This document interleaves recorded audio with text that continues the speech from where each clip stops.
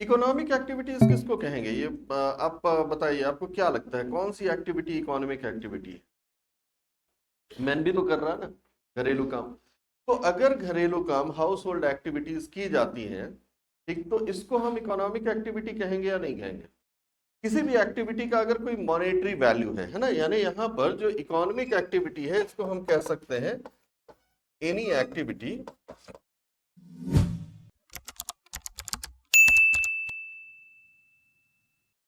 चलो, तो खैर इकोनॉमिक्स हम समझ गए थे कि ये सोशल साइंस का एक ब्रांच है जो क्या कर रहा होता है, जो मैनेज कर रहा होता है या बैलेंस बनाने की कोशिश कर रहा होता है between scarce resources and unlimited needs. ठीक है। और इसके लिए क्या करना होता है? इकोनॉमिक एक्टिविटीज को मैनेज करना होता है ना। ह्यूमन एक्टिविटीज तो बेसिकली हम इकोनॉमिक पर्सपेक्टिव में पढ़ रहे हैं, तो इकोनॉमिक एक्टिविटीज की बात करेंगे। इकोनॉमिक एक्टिविटीज को मैनेज करना होता है। बेसिक इकोनॉमिक एक्टिविटीज होती क्या है, इसको जरा सा आप समझिए। जिनको कहा जाता है आर्थिक क्रियाएं, है ना, आर्थिक क्रियाएं। इकोनॉमिक एक्टिविटीज किसको कहेंगे? ये आप बताइए, आपको क्या लगता है कौन सी एक्टिविटी इकोनॉमिक एक्टिविटी है? ठीक है, human activities that are undertaken with an intention to earn money और जनरेट मनी, है ना। ऐसी सभी मानवीय क्रियाएं जिनका उद्देश्य धन अर्जित करना है, पैसे कमाना है। ठीक है, उन सभी एक्टिविटीज को हम कहते हैं कि वो इकोनॉमिक एक्टिविटीज। सही है ना। जैसे इसमें जो मेन एक्टिविटी है उसको हम प्रोडक्शन कह सकते हैं, डिस्ट्रीब्यूशन कह सकते हैं।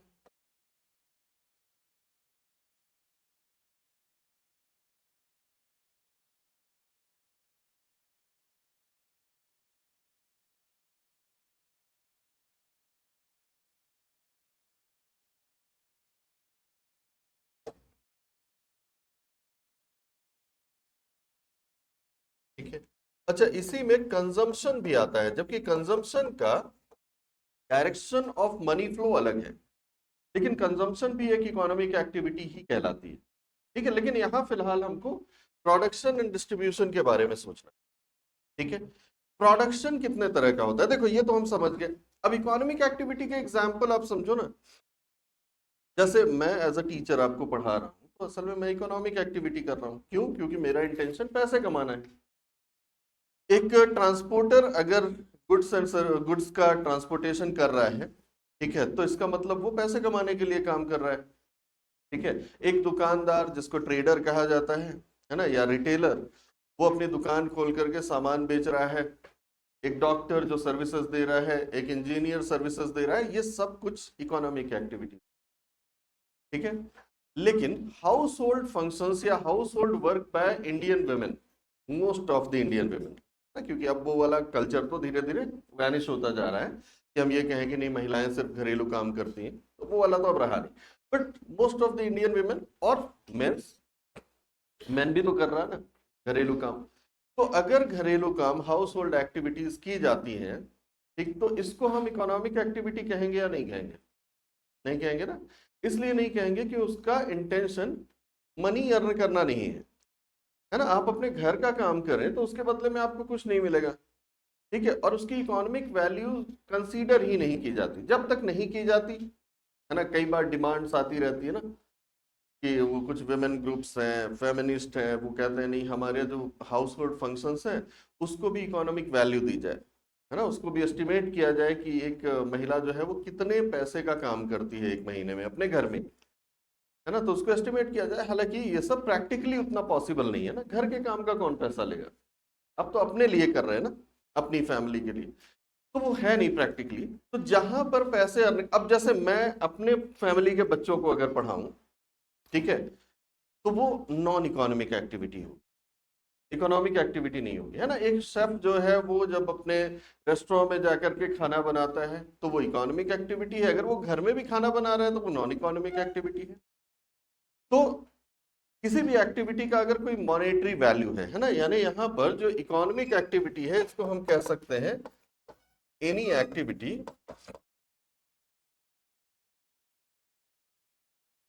दैट हैज अब a certain monetary value,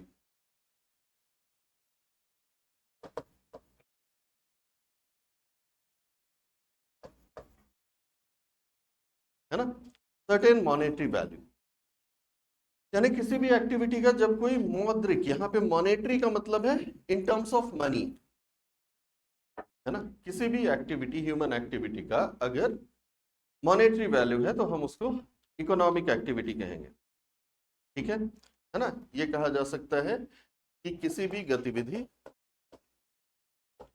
को आर्थिक गतिविधि, आर्थिक क्रिया कहा जाएगा, उसका एक निश्चित मौद्रिक मूल्य, सही है ना, ठीक ना।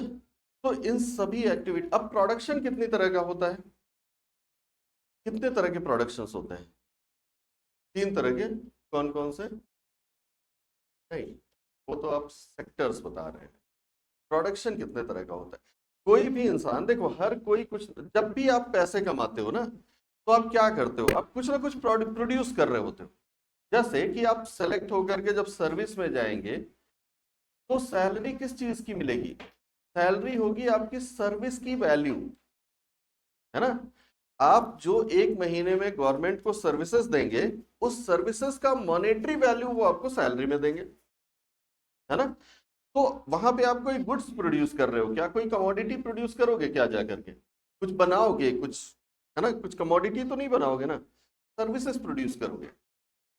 दूसरी तरफ एक फैक्ट्री चलाने वाला इंसान, जो फैक्ट्री जिसकी कंपनियां हैं, फैक्ट्रियां हैं, जो कमोडिटीज प्रोड्यूस कर रहा है, वो किस चीज से पैसा कमा रहा है, वो गुड्स प्रोड्यूस करके कमा रहा है ना। तो प्रोडक्शन सिर्फ 2 तरह का होता है, ठीक है, या तो वो गुड्स का प्रोडक्शन होगा या तो सर्विसेज का प्रोडक्शन होगा। जैसे कि ट्रांसपोर्ट, एक ट्रांसपोर्टर क्या प्रोड्यूस कर रहा है, ट्रांसपोर्टर सर्विसेज प्रोड्यूस कर रहा है, ऐसे ही है ना। आप अगर एक जगह से टैक्सी में बैठते हैं, दूसरी जगह जाके टैक्सी से उतर जाते हैं, तो आप किस चीज का पैसा देके आ रहे हैं उसको, आप उसकी सर्विसेज का पैसा देके आ रहे हैं ना, है ना। तो ट्रेन, प्लेन्स, ये सब में जो आप फिर आप डॉक्टर के पास जा रहे हो, तो डॉक्टर आपको कोई कमोडिटी थोड़ी ना दे रहा है, वो आपको दे रहा है 5-10 मिनट का टाइम, जिसमें वो अपना इंटेलेक्ट यूज करके, जो उसका मेडिसिनल नॉलेज है, ठीक है, उसको यूज करके, है ना, इंटेलेक्चुअल प्रॉपर्टी है उसकी, तो उसको यूज करके आपको कुछ मेडिसिन प्रिस्क्राइब कर रहा है, आपको डायग्नोस करेगा, आपकी जांच करेगा, फिर आपको कुछ दवाएं सुझाव देगा ना, सजेस्ट करेगा। इसके लिए आप उसको 500,000 रुपए दे के आ रहे हो, सही है ना। तो उसने क्या दिया आपको, सर्विसेज। चार्टर्ड अकाउंटेंट आपके लिए अकाउंट्स मेंटेन कर रहा है, सर्विसेज दे रहा है ना। होटल्स वगैरह में आप जाके स्टे कर रहे हो, सर्विसेज है वो, सही है ना। आप कम्युनिकेशन सर्विसेज यूज कर रहे हैं, ऐसे ही है ना, कि आपने मोबाइल फोन में रिचार्ज कराया, कोई गुड्स तो मिला नहीं आपको। हाँ, जब मोबाइल फोन खरीदा था आपने, तब जरूर गुड्स प्रोड्यूस हुआ था, लेकिन अब जो आप उसको यूज कर रहे हैं वो तो सर्विस है। तो प्रोडक्शन सिर्फ 2 तरह का होता है, या तो ये गुड्स का होगा और या तो ये सर्विसेज का होगा, है ना। तो दोनों में फर्क क्या हुआ, गुड्स आर टेंजिबल, है ना, in physical form, and services are intangible, ऐसे ही हुआ ना, है ना। तो या तो वस्तु का उत्पादन होगा और या तो सेवा का उत्पादन होगा, कि हम इसको कहते हैं उत्पादन, इसको कहते हैं वितरण, और इसको कहा जाता है उपभोग, ठीक है।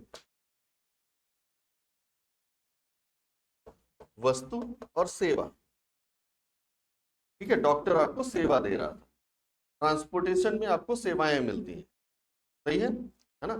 तो ये वस्तु और सेवा का उत्पादन हो रहा है। जैसे मैं अभी क्या प्रोड्यूस कर रहा हूं, मैं गुड्स प्रोड्यूस कर रहा हूं या सर्विस, सर्विस, है ना। तो कोचिंग इंस्टीट्यूट भी सर्विसेज प्रोड्यूस करते हैं, है ना।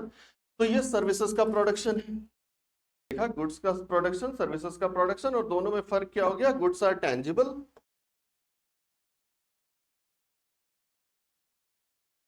And services are intangible. Hindi में इसको कहा जाता है कि वस्तुओं का भौतिक या मूर्त स्वरूप होता है, जबकि ये अमूर्त होती हैं, सर्विसेज अमूर्त होती है ना। मूर्त का, मूर्ति शब्द जो है वो मूर्त से बना हुआ है ना, मूर्त, मूर्त का मतलब जो भौतिक है, जो वस्तु के रूप में है ना। तो भौतिक रूप होगा तो हम उसको वस्तु कहेंगे, और अभौतिक होगा यानी अमूर्त होगा तो उसको हम सेवा कहेंगे, ठीक, दो तरह का प्रोडक्शन। डिस्ट्रीब्यूशन एक्टिविटी क्या होती है, जैसे ट्रांसपोर्टेशन है ना, और रिटेल, ये दोनों ही डिस्ट्रीब्यूशन है। रिटेलर जो ट्रेडर है ना, जो व्यापारी आपके बगल में दुकान खोल के बैठा है आपके घरों के आसपास, क्या वो क्या है, वो रिटेल कर रहा है, खुदरा व्यापारी ना, है ना, आप तक वो वस्तुएं पहुंचा रहा है। अच्छा, ये जो है ना, ये मेन जो एक्टिविटी है वो इन्हीं में कवर हो जाती है, क्योंकि ये जो एक्टिविटी है वितरण की, ये भी क्या है, ये भी तो सर्विसेज है ना, तो अल्टीमेटली ये भी प्रोडक्शन में ही इंक्लूड हो जाता है। ठीक है, लेकिन जब हम उसको थोड़ी सी अलग करके देखते हैं तो हमको दिखता है कि डिस्ट्रीब्यूशन भी एक इंपॉर्टेंट इकोनॉमिक एक्टिविटी है, हालांकि वो सर्विस का पार्ट है या प्रोडक्शन का पार्ट है, लेकिन वो हम अलग से इसलिए करते हैं क्योंकि जो वस्तुएं वस्तुएं हैं वो प्रोडक्शन साइड से निकल करके, फैक्ट्री से निकल करके कस्टमर तक पहुंचती हैं, इसमें बहुत बड़ा इंपॉर्टेंट रोल होता है डिस्ट्रीब्यूशन का। ठीक है, तो ट्रांसपोर्टेशन होगा, सप्लाई चेन होगी, सप्लाई चेन में आप देखोगे स्टॉकिस्ट होते हैं, है ना, स्टॉकिस्ट के बाद फिर उसके बाद क्या कहते हैं उसको, होलसेलर्स होते हैं, फिर होलसेलर्स के बाद रिटेल शॉप्स होती हैं, आप तक वस्तुएं रिटेलर लेकर के आता है। अब रिटेलर किस चीज का प्रॉफिट ले रहा है, आप बताइए। रिटेल जो आपके पड़ोस का दुकानदार या कोई भी दुकान है, डी मार्ट हो, कुछ भी हो, ठीक है, इस तरह की जो शॉप्स हैं, रिटेल शॉप्स हैं, यहाँ पर आप किस चीज का पैसा ले रहे हैं आपसे, वो भी तो अपना प्रॉफिट ऐड कर रहे हैं ना। वो होलसेलर के पास से कोई चीज 10 रुपए की ला रहे हैं तो आपको 12 रुपए की दे रहे हैं, तो ये 2 रुपए किस चीज का ऐड किया उन्होंने, क्या प्रोड्यूस किया उन्होंने, सर्विस, है ना, सर्विसेज प्रोड्यूस करी है उन्होंने। तो वो जो 2 रुपए प्रॉफिट ऐड कर रहा है वो बेसिकली सर्विस का ऐड कर रहा है। ठीक है, तो यहाँ पर आप क्लियर है ना कि ये जो वर्ड्स हैं इनका मीनिंग क्या है ना, ये भी आपसे कोई पूछेगा नहीं कि ये क्या होता है वो क्या होता है, ये बताओ, ये कोई नहीं पूछने वाला है। ये सिर्फ आपको शब्दों की जानकारी होनी चाहिए कि इन शब्दों का मतलब क्या है ना। तो जब भी प्रोडक्शन वर्ड आए कहीं पे, जैसे ये बड़ा कॉमन वर्ड है, इकोनॉमी के न्यूज पढ़ोगे आप तो प्रोडक्शन आ जाएगा, है ना, एम्प्लॉयमेंट के बारे में पढ़ेंगे तो प्रोडक्शन आ जाएगा, तो हर जगह पे प्रोडक्शन आएगा। जब भी प्रोडक्शन वर्ड आए तो हमको समझना है कि हम गुड्स एंड सर्विसेज दोनों की बात कर रहे हैं, और टोटलिटी में बात कर रहे हैं ना, कि टोटल गुड्स एंड सर्विसेज। ठीक है, तो ये सिर्फ समझने की चीज थी। अब हम एक चीज समझते हैं, कल हम लोगों ने बात की थी क्या इकोनॉमिक्स की बुक के बारे में, है ना, तो हम लोगों ने देखा था कि द वेल्थ ऑफ नेशंस, है ना, ये फर्स्ट बुक थी। ठीक है, तो हम लोगों ने देखा था कि जो फर्स्ट सिस्टमैटिक बुक थी,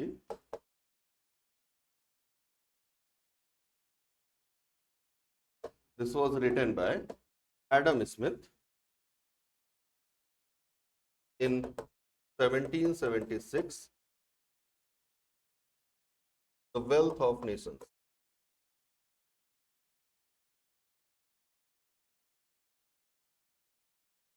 ठीक है, अच्छा, इस बुक का नाम सिर्फ इतना नहीं है, ठीक है, इस बुक का नाम बड़ा लंबा चौड़ा सा है ना, तो कई बार होता यह है कि बुक्स के नाम भी पूछ लिए जाते हैं, तो ये तो हम शॉर्ट में कहते हैं, इसके पीछे बहुत लंबा सा नाम है। इसका पूरा नाम जो है वो है an inquiry into the nature and causes of the wealth of nations. तो इसका कंप्लीट नाम जो है वो इतना लंबा है, इसमें से जो लास्ट के 4 वर्ड हैं यही कॉमनली यूज किए जाते हैं ना, तो इसका पूरा नाम आपको ध्यान रखना है। ये पहली बुक है हमारी, है ना। कौटिल्य के बारे में हम लोगों ने बात की थी कि Kautilya state craft and diplomacy की बुक लिखते हैं, है ना, सैन्य शास्त्र और कूटनीति की किताब लिखते हैं। जो अर्थशास्त्र नाम की पुस्तक है जो 325 बीसी में लिखी गई थी, है ना, वो स्टेट क्राफ्ट की बुक है, राज्य तंत्र कैसे बनाया जाता है उसकी, स्टेट कैसे काम करता है। तो बेसिकली पॉलिटिकल साइंस का एक बेसिक बुक है वो, इसका बेसिक बुक नहीं है, इकोनॉमी का नहीं है ना। तो उसका नाम भले ही अर्थशास्त्र है, उसका इकोनॉमिक्स से कोई ज्यादा डायरेक्ट लेना देना है नहीं। कहीं पर थोड़ी बहुत, क्योंकि स्टेट क्राफ्ट की बात की जाएगी तो बजट की बात भी की जाएगी, फाइनेंस की बात भी की जाएगी, तो थोड़ी बहुत आपको वहां पे उसका लिंकेज मिलेगा, बट उसको अल्टीमेटली हम स्टेट क्राफ्ट की बुक ही कहेंगे। ठीक है, तो इसको ध्यान रखना है कि ये पहली बुक है, और ये बुक इतनी सिग्निफिकेंट है कि हम इसी बुक के, ये जो कंट्रीब्यूशन दिया था एडम स्मिथ ने, इसी वजह से हम एडम स्मिथ को क्या कहने लगे, हाँ, फादर ऑफ इकोनॉमिक्स।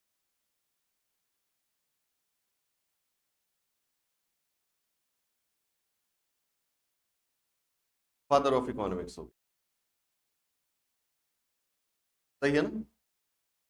इसलिए क्योंकि फर्स्ट सिस्टमैटिक बुक है। तो कोई कोई इकोनॉमिस्ट अगर पहली बुक लिख रहा है, ठीक है, तो जाहिर सी बात है कि उसको हम इवोल्यूशन ऑफ सब्जेक्ट का क्रेडिट देंगे ना, कि उसने ही तो इवॉल्व किया है इकोनॉमिक्स को as a separate field of study, है ना। पहले ये पॉलिटिकल साइंस वगैरह का पार्ट हुआ करता था, मिक्स होता था।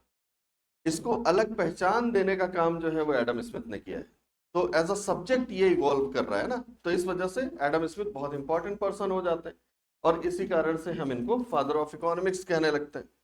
ठीक है, तो यहां तक तो हो गई बात ये बेसिक बेसिक से फैक्ट्स की ना। तो ये तो आप ध्यान रखिएगा, है ना, पूछा वूछा नहीं जाएगा। स्टेट सर्विसेज वगैरह में ये कभी पूछ ले तो पूछ ले, वाइस कौन पूछता है फादर ऑफ इकोनॉमिक्स, है ना। तो इन जनरल ऐसे ही ध्यान ध्यान रखने वाली बात। अच्छा, अब देखते हैं कि अब एक सब्जेक्ट के तौर पे तो इकोनॉमिक्स का इवोल्यूशन हो गया, ठीक है। हम लोगों ने ये भी देखा था कि एडम स्मिथ का पूरा फोकस किस पे था? वेल्थ क्रिएशन पे, है ना। एडम स्मिथ ने डिफाइन किया था कि economics is the science of wealth.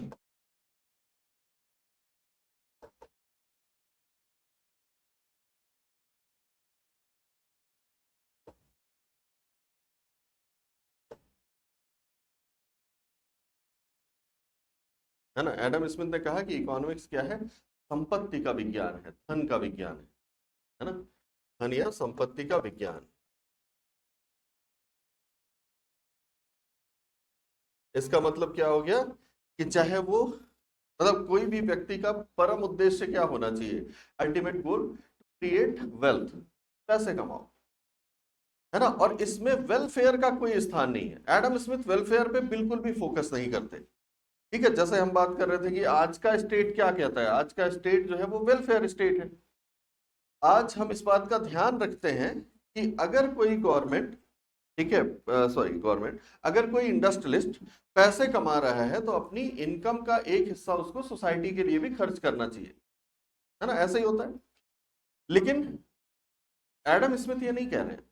Adam Smith कह रहे हैं पैसा कमाओ, इससे अगर एक्सप्लॉयटेशन करना पड़े तो एक्सप्लॉयटेशन करो। यही तो वजह थी ना कि यूरोपियन इकोनॉमीज में एक्सप्लॉयटेशन बहुत बड़े लेवल पे होता था। तभी तो क्लास बन गए थे ना, बोर्जुआइजीज बन गए थे, प्रोलिटारिएट्स बन गए थे, जिनको हिंदी में बुर्जुआ वर्ग और सर्वहारा वर्ग कहा जाता है ना। यूरोपियन कंट्रीज में इसी टाइम पर, मतलब आप ये मान लो कि 19th सेंचुरी के आसपास, बल्कि इससे पहले से ही शुरुआत हो गई थी, जब इंडस्ट्रियल रिवॉल्यूशन हुआ। तो इंडस्ट्रियल रिवॉल्यूशन कौन कर रहा है? कैपिटलिस्ट, है ना। जब इंडस्ट्रीज बनेगी तो एक नया क्लास डेवलप होगा सोसाइटी में। पहले क्या था? खेती किसानी करने वाले सब बराबर, है ना, किसी के पास बहुत ज्यादा वेल्थ नहीं है। लेकिन जैसे ही इंडस्ट्रियलाइजेशन होना शुरू होता है, फैक्ट्रियां लगनी शुरू होती हैं, वैसे ही एक नया क्लास डेवलप हो जाता है। और वो क्लास किसका था? कैपिटलिस्ट का, इंडस्ट्रियलिस्ट का, है ना, जो फैक्ट्रियां लगा रहा है और खूब पैसे कमा रहा है। और फैक्ट्रियों में काम करने के लिए कौन जा रहा है? आम लोग, मजदूर वर्ग, है ना। तो ये जो मजदूर वर्ग जा रहा है, फैक्ट्री के मालिक क्या करते थे? इनको एक्सप्लॉइट करते थे। कैसे? इनसे 16-16 घंटे की शिफ्ट कराई जाती थी, ठीक है। आज आप देखो कि हर जगह पर हम वर्किंग कंडीशन को बहुत फोकस करते हैं। मतलब ये कि कंपनियों को उनके वर्किंग कंडीशन के लिए जाना जाता है ना, कि माइक्रोसॉफ्ट सॉफ्ट में आप काम कर रहे हो, गूगल में आप काम कर रहे हो, तो लोग कहते हैं वहां का वर्क कल्चर बहुत अच्छा है ना, कोई फॉर्मेलिटी नहीं है, आप जैसे चाहो वैसे जाओ, सोना है सो जाओ, है ना, कॉफी पीनी है कॉफी पी लो, कोई से ना पूछने की जरूरत है, किसी को सर भी बोलने की जरूरत नहीं है, आप नाम से बुला सकते हो, है ना। तो इस तरह का वर्किंग कल्चर, लाइटिंग अच्छी होती है, एयर कंडीशनिंग होती है, हर चीज का ध्यान रखा जाता है कि जो लोग काम कर रहे हैं उनको बहुत कंफर्टेबल एनवायरनमेंट दिया जाए। उस टाइम पर यह था कि फैक्ट्रीज में ढंग से लाइटें तक नहीं लगाई जाती थी। बहुत डिम लाइट में, बहुत हल्की सी लाइट में लोगों को काम करना पड़ता था। प्रोटेक्शन गियर्स तो होते ही नहीं थे, जैसे अब है ना कि मास्क पहनना है ना, वो ग्लासेस पहननी है वो जिससे आंखों में कचरा ना जाए, ये सब पहले नहीं था। तो क्या हो रहा था? अच्छा, और पैसे बहुत कम दिए जा रहे थे। फैक्ट्री के मालिक जो है वो बहुत पैसे कमाते थे, लेकिन मजदूरों को नहीं देते थे। लेकिन मजदूरों को फैक्ट्रियां क्यों अट्रैक्ट कर रही थी? इसलिए क्योंकि उनके पास एग्रीकल्चर के अलावा एक दूसरा ऑक्यूपेशन दिखने लगा था ना, कि हमारे बच्चे जो बड़े होंगे तो वो फैक्ट्री में काम कर सकते हैं, पैसे कमा सकते हैं। तो नौकरी करने वाले मजदूर और नौकरी देने वाले इंडस्ट्रियलिस्ट, ये दो क्लासेस बन गई। तो जब भी कैपिटलिज्म आएगा, है ना, एडम स्मिथ तो कैपिटलिज्म की बात कर रहे हैं, वो कह रहे हैं कि भैया पैसे कमाना ही सबसे जरूरी है। पैसे कौन कमा रहा है? कैपिटलिस्ट कमा रहा है। ठीक है, तो जब भी कैपिटलिज्म आएगा तो क्लास डिवीजन हो जाएगा, क्लासेस बंटने लगेंगे, है ना। जैसे अभी आप देखो कि इंडिया की इकोनॉमी में कैपिटलिज्म का थोड़ा सा वेटेज आपको 90s के बाद, 1990s जब हम आगे देखेंगे तो आप उस कहानी को ज्यादा उसको समझ पाओगे। 1990s के बाद इंडिया में कैपिटलिज्म का वेटेज बढ़ने लगा, है ना। तो आपको टाटा, बिरला, अंबानीज, अडानी, है ना, ये तो अडानी तो रिसेंट के ही है, तो ऐसे इंडस्ट्रियलिस्ट दिखाई देने लगे। और आज आपको क्लास डिवीजन भी आपको इंडिया में दिखने लगेगा, है ना। क्लास डिवीजन ऐसा कि इंडियन इकोनॉमी का एक क्लास ऊपर की तरफ जा रहा है, दूसरा क्लास नीचे की तरफ जा रहा है। धीरे धीरे गैप जो है वो बढ़ता जा रहा है, दो क्लासेस के बीच में गैप बढ़ता जा रहा है, इक्वालिटी कम होती जा रही है ना, समानता कम होती जा रही। तो ये सारी जो कंडीशंस हैं ये इसलिए आ रही है क्योंकि कैपिटलिज्म का जहां भी थोड़ा वेटेज बढ़ेगा वहां पर क्लास डिवीजन आपको दिखना शुरू हो जाएगा। हालांकि अब उस लेवल पर नहीं, जैसा कि 18th सेंचुरी में हमको दिख रहा था वैसा नहीं। ठीक है, तो खैर ये तो हमको सिर्फ यहाँ ये जानना था कि ये एडम स्मिथ ने इसको पहली बुक लिख करके और डिफाइन किया, है ना। तो इसको आपने नोट कर ही लिया होगा, तो इसको लिखने की फिलहाल जरूरत नहीं है।